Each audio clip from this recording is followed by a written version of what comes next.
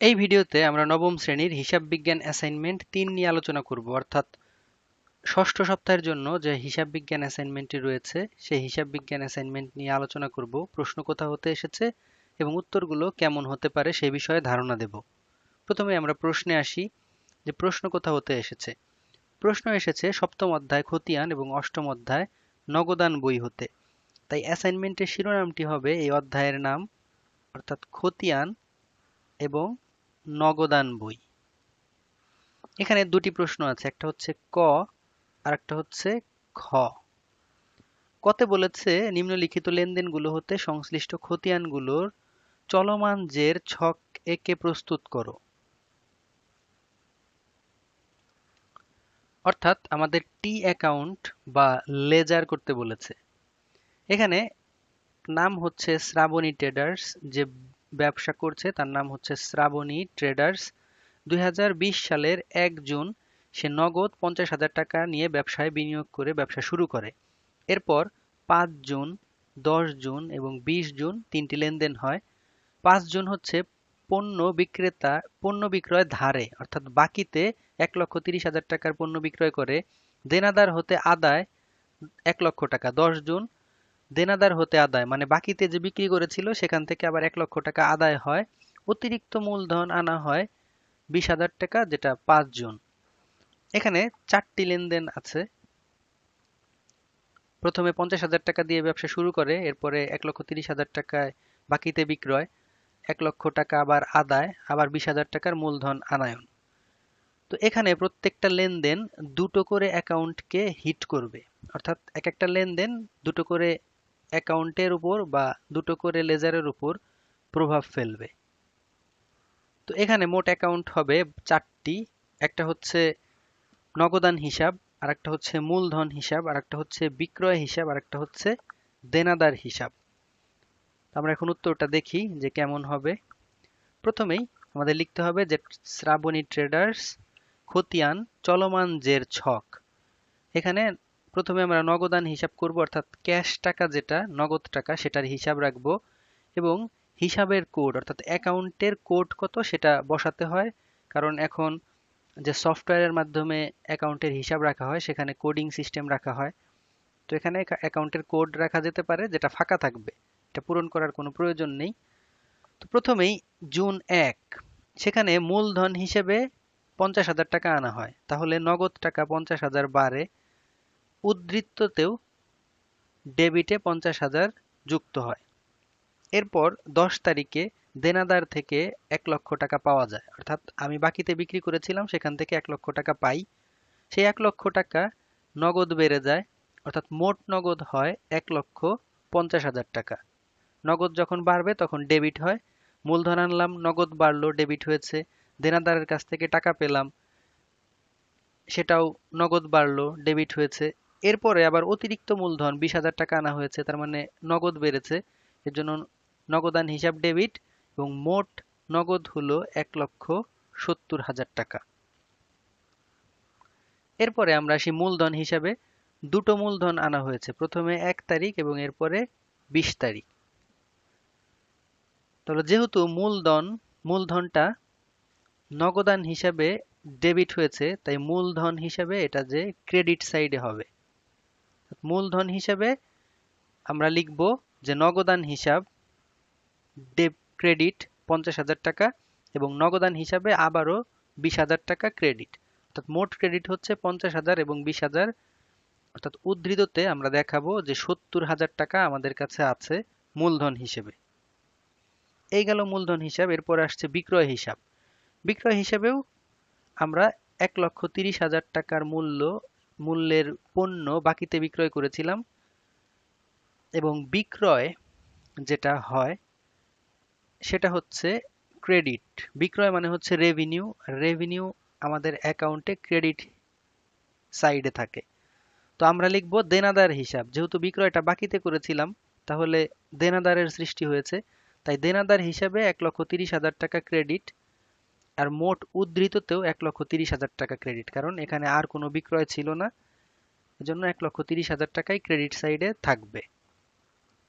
এরপরে আসছে দেনাদার হিসাব। দেনাদার হিসাবে দুটো ট্রানজ্যাকশন এন্ট্রি হবে। একটা হচ্ছে এই 1,30,000 টাকা যেটা আমরা বিক্রয় করেছিলাম, আবার 1 লক্ষ টাকা আমরা পেয়েছি যেটা নগদান থেকে পেয়েছি।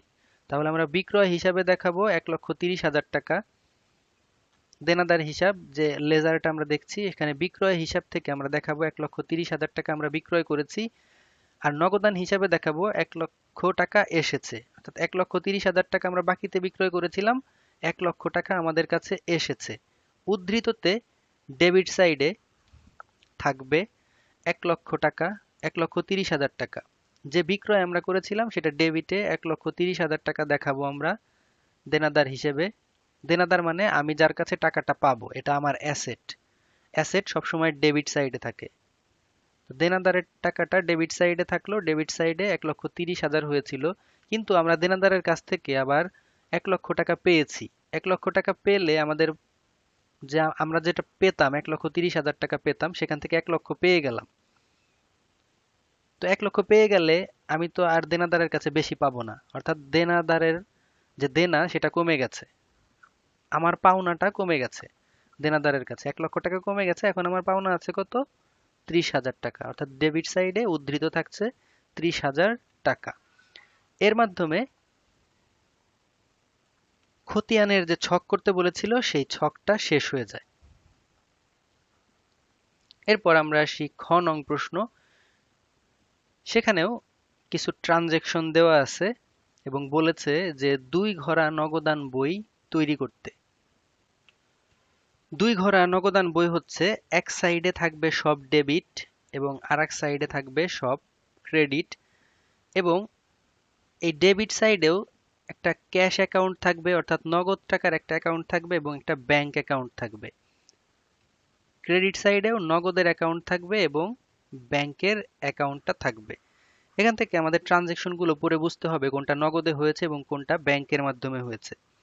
তো প্রথমেই বলা আছে 2020 সালের 1 জুলাই হাতে নগদ 80,000 টাকা এবং ব্যাংকে উদ্ধৃত 1 লক্ষ টাকা ছিল।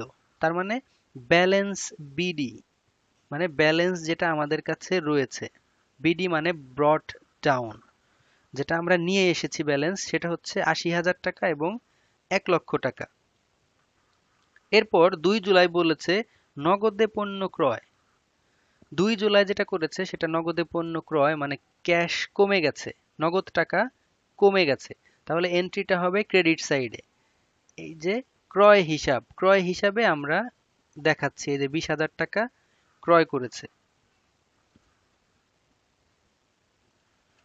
এরপরে যেটা রয়েছে সেটা হচ্ছে চেকের মাধ্যমে পণ্য বিক্রয়। অর্থাৎ পণ্য বিক্রয় করেছে, যেটা আমাকে টাকা দিয়েছে চেকে, আমাকে নগদ দেয়নি, আমাকে দিয়েছে চেকে, আর চেক ব্যাংকে জমা দিতে হয়। আমি 60,000 টাকার চেক পেয়েছি, এর অর্থ আমার 60,000 টাকা বেড়েছে, এবং সেটা বেড়েছে কোথায়? ব্যাংকে। তাহলে 4 তারিখের যে লেনদেন সেটা হচ্ছে বিক্রয় হিসাব। বিক্রয় হিসাব থেকে আমি 60,000 টাকা পেয়েছি ব্যাংকের মাধ্যমে, তাহলে ব্যাংকের আমার 60,000 টাকা বেড়ে গেছে। এরপরে ব্যাংক হতে উত্তোলন 25,000 টাকা। ব্যাংক থেকে আমরা 25,000 টাকা উত্তোলন করেছি।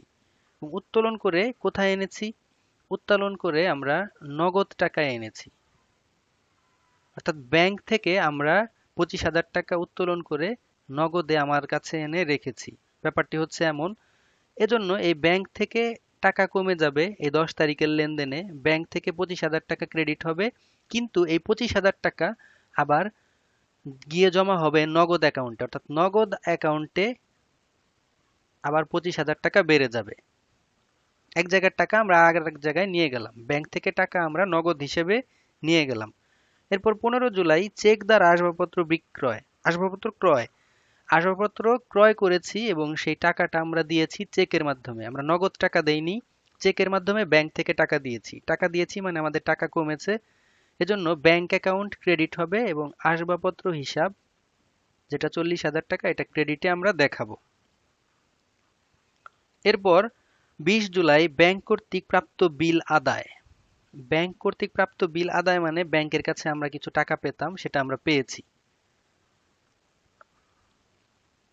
তো ব্যাংকের কাছ থেকে আমরা যে টাকাটা পেতাম, যেটা আমরা পেয়েছি, সেটা তো আমাকে ব্যাংক অ্যাকাউন্টেই দিবে। অর্থাৎ ব্যাংক অ্যাকাউন্টে আমাদের টাকা বেড়েছে। ব্যাংক অ্যাকাউন্টে টাকা বেড়েছে মানে ডেবিট হয়েছে টাকা ব্যাংকে, ব্যাংক অ্যাকাউন্টে টাকা বেড়ে গেছে, এজন্য আমরা দেখাবো ব্যাংকে 50,000 টাকা বেড়ে গেছে 25 তারিখে। এরপর এটা 20 তারিখে, এটা হচ্ছে 20 তারিখে, 20 তারিখে 50,000 টাকা বেড়ে গেছে। এরপর 25 তারিখ, 25 তারিখ হচ্ছে চেকের মাধ্যমে দেনা পরিশোধ, চেকের মাধ্যমে দেনা পরিশোধ করা হয়েছে 20,000 টাকা। 20,000 টাকা আমরা চেকের মাধ্যমে অন্য কাউকে দিয়ে দিয়েছি, এর অর্থ হচ্ছে আমাদের ব্যাংক অ্যাকাউন্ট থেকে টাকা কমে গেছে। আমরা দিয়েছি কাকে? যারা আমাদের কাছে পাওনা ছিল, অর্থাৎ প্রদেয় হিসাব, আমাদের কাছে যেটা প্রদেয় হিসাব সেটাতে আমরা 20,000 টাকা দিয়ে দিয়েছি ব্যাংক থেকে, অর্থাৎ ব্যাংক থেকে 20,000 কমে গেছে। এভাবে এই ট্রানজ্যাকশন গুলো করা হয়। তো এই 80,000 এবং 25,000 এটা যোগ করলে হয় 1,05,000। আবার 1,60,000 এবং 50,000 যোগ করলে হয় 2,10,000। অর্থাৎ ডেবিট সাইডে 1,05,000 আছে নগদ এবং ব্যাংকে আছে 2,10,000। আবার ক্রেডিট সাইডে আমরা দেখতে পাচ্ছি যে শুধু 20,000 থাকে এবং নগদে থাকে শুধু 20,000 এবং ব্যাংকে থাকে 85,000। আমরা ডেবিটে দেখতে পাচ্ছি 1,05,000 নগদ, ক্রেডিটে হচ্ছে 20,000। তাহলে আমাদের ব্যালেন্স করতে হবে, এর জন্য এটাকে আমরা দেই যে ব্যালেন্স সিডি।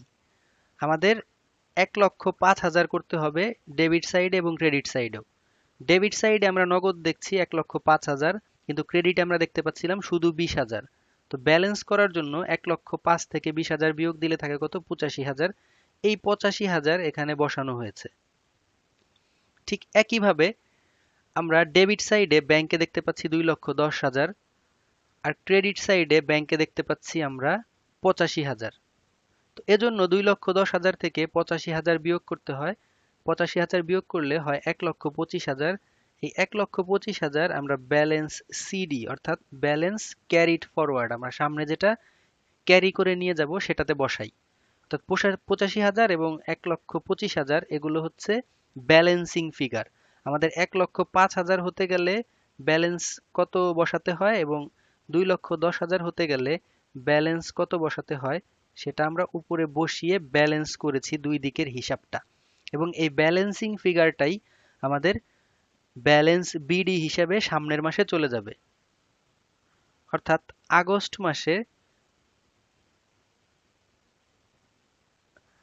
মাসের 1 তারিখে ব্যালেন্স বিডি হবে 85,000 এবং 1,25,000। এটাই হচ্ছে দুই ঘরা নগদান বই। আশা করি সবাই বুঝতে পেরেছে, কারণ আমি সবগুলো ট্রানজেকশন বা লেনদেন ব্যাখ্যা করার চেষ্টা করেছি এবং এর প্রভাবটা কিভাবে হবে সেটা আমি বুঝিয়েছি।